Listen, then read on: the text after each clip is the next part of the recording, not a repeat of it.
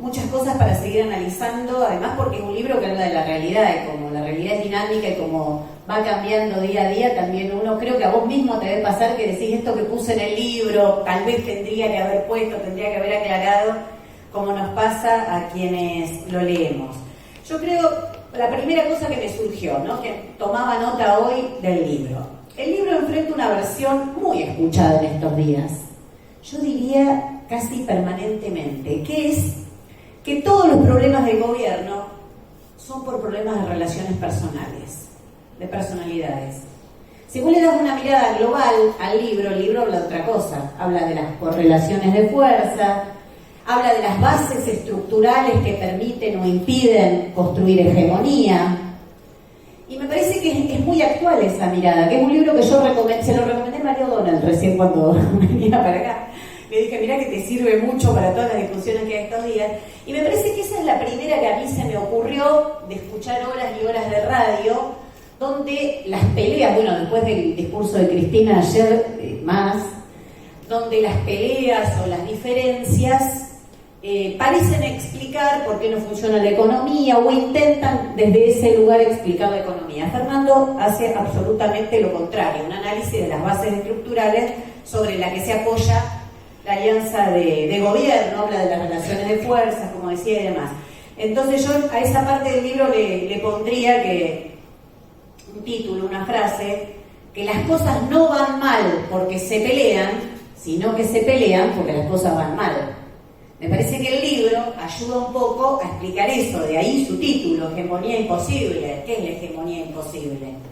Son las personalidades, son las relaciones personales. Bueno, Fernando explica lo contrario, por eso me parece tan importante, que ninguna coalición que expresan bloques sociales se puede imponer sobre la otra. Y algo de lo que decía que para mí queda picando, para adelante lo dejo ahora, es esto de los fracasos del gobierno de Mauricio Macri, después lo voy a retomar, el rápido fracaso, diría yo, notorio fracaso del gobierno de Alberto Fernández, del proyecto Alberto Fernández, empiezan a dejar una situación de impugnación del sistema político.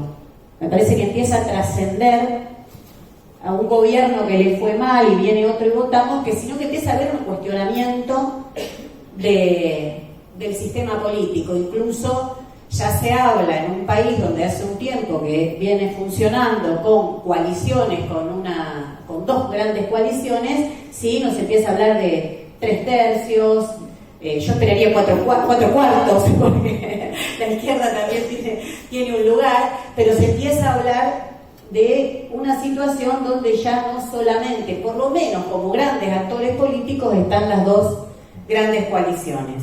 Y Fernando analiza las épocas donde hubo una especie de hegemonía. Hoy lo busqué de nuevo, dice una especie de hegemonía, el menemismo a través de la construcción de un consenso negativo.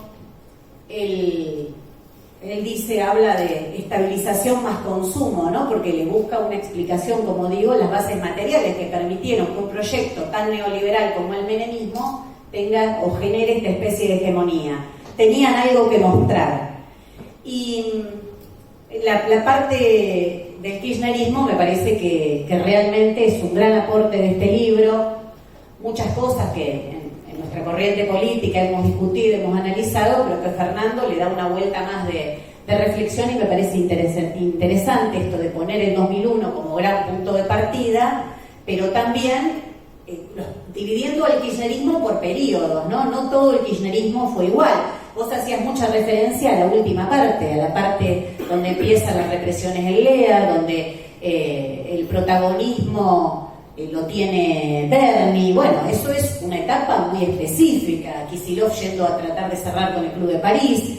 Es una etapa particular del kirchnerismo. Fernando hace como tres partes, lo podría dividir, ¿no? Hasta el 2008, donde evidentemente hay una situación de especie de hegemonía, del 2008 al 2012, donde eso empieza a requebrajarse, y del 2012 hasta la finalización del mandato de Cristina Kirchner. Así que a mí particularmente todo eso me resultó muy interesante, y también, como vos decías, generacionalmente, porque cuando se habla del Puente Pueyrredón, estuvimos en el Puente Pueyrredón, yo conocía a Darío Santillán, entonces uno va encontrando en el olor a goma quemada del 2001, yo creo que fue la época que la industria del caucho debe haber tenido su explosión más grande, porque donde íbamos quemábamos goma, pero uno va encontrando también, los que vivimos esa etapa, va encontrando en el libro qué significa, ¿no? Porque, y me parece bien recordarlo, me parece que le dediqué tiempo, hace poco hubo un intento bastante importante de volver a Duhalde a la vida política, lo que pasa es que después se le ocurrió vacunarse y lo volvieron a esconder, ¿no? Porque se vacunó él con toda la familia,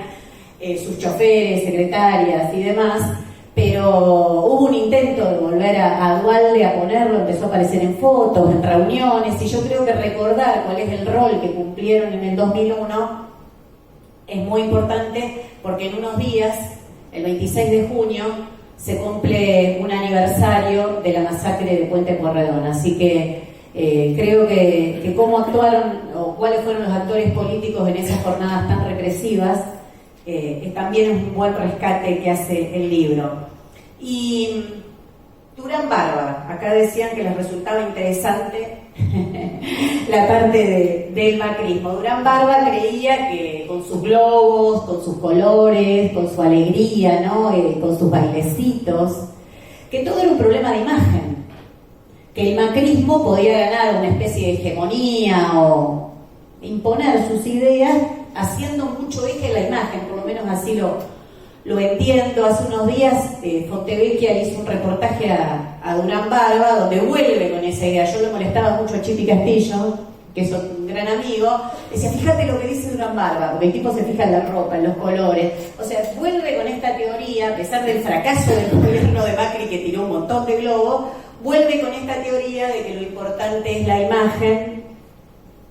E incluso, me parece que otra discusión actual, que también puede salir del libro, es la que se está dando ahora, donde centralmente en el CONIAN y algunos economistas o algunos que miran para atrás diciendo por qué fracasó ese intento neoliberal del gobierno de Mauricio Macri, que es porque no ajustaron muy rápido. Esa es una gran discusión, ya que querés hablar del macrismo, no digo para que la hagamos ahora, pero es una gran discusión, porque más bien me parece que es lo contrario, que la etapa en que Macri estuvo más firme en el poder fue la etapa del gradualismo, cuando en 2017, hoy lo charlábamos un poco con Fer en un cuarto intermedio de una reunión que tuvimos, que cuando empieza, después del triunfo de octubre del 2017, se la cree y dice, bueno, ahora sí, llegó la hora de empezar por la reforma jubilatoria, la reforma previsional, y largan todo su programa, se arma o le armamos, entre otros, porque fuimos protagonistas de las 14 toneladas de piedras que tiramos en Plaza de Mayo, esta frase que está en Plaza de los Dos Congresos, esta frase que tanto repite Patricia Bullrich, pero encuentra una resistencia, o sea, nuevamente se pasa de la relación de fuerzas, creyendo que con la imagen y con los 2 años donde el peronismo había estado muy a la defensiva, donde todo un sector del peronismo le votó hasta cosas terribles como la ley del arrepentido, no sé, barbaridades de la Embajada de Estados Unidos, donde un sector que incluye al presidente de la Cámara de Diputados actual, a Sergio Massa, a grandes sectores del peronismo, hicieron que el macrismo no tuviera grandes problemas para gobernar. No tuvo grandes problemas para gobernar.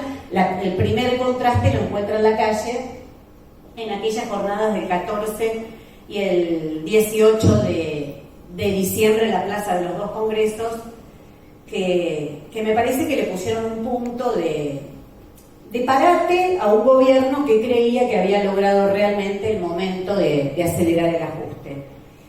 Después, para ir terminando un punteo, ¿no? Durán Barba se centra en la imagen. ¿Y en qué se centran los últimos gobiernos peronistas? Me parece que le dan una importancia extrema al relato, que con un buen relato basta. Y eso tiene que ver con muchas de las peleas con los medios, que, bueno, Fernando también lo explica, ¿no? No quiere decir que lo que digan los medios no importa, no influye, no crea sentido común, pero algo que ver la situación de las masas, algo que ver cómo están las mayorías populares, cómo tienen su bolsillo, tiene que ver. No solo es relato, no solo te puede impactar una tapa de Clarín, porque es muy bueno que se le ocurrió la idea, si llegás a fin de mes, sí, no estoy poniendo grandes cosas, las cosas elementales que hacen que cualquiera pueda superar las condiciones materiales cotidianas.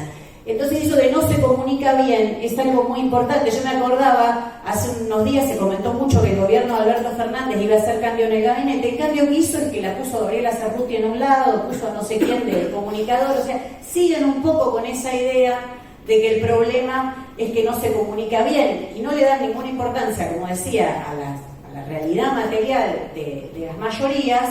Y las promesas incumplidas, porque no hace tanto que Alberto Fernández dijo que venía a llenar la heladera, que presentó una querella en tribunales diciendo que la deuda era ilegal y entregó todo, que iba a revertir la herencia macrista y la herencia macrista no solo no se revirtió, sino que se profundizó.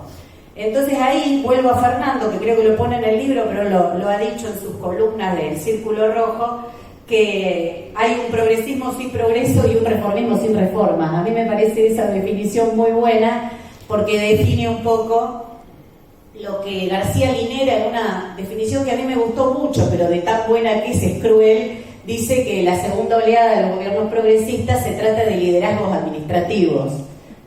A mí me parece que es bastante buena la definición, pero como digo, me parece bastante cruel, ¿no? Que decirles liderazgos administrativos. Bueno, lo desarrolla mucho más y explica por qué esta segunda oleada de lo que se llamaron gobiernos progresistas tiene estas características. Así que creo que es muy bueno que esto que analiza Fernando de la hegemonía imposible, como pueden bloquear una coalición, puede bloquear el proyecto de la otra, pero no logra imponer el proyecto propio. Y por algo que decía Martín, no hay hegemonía, pero hay estabilidad.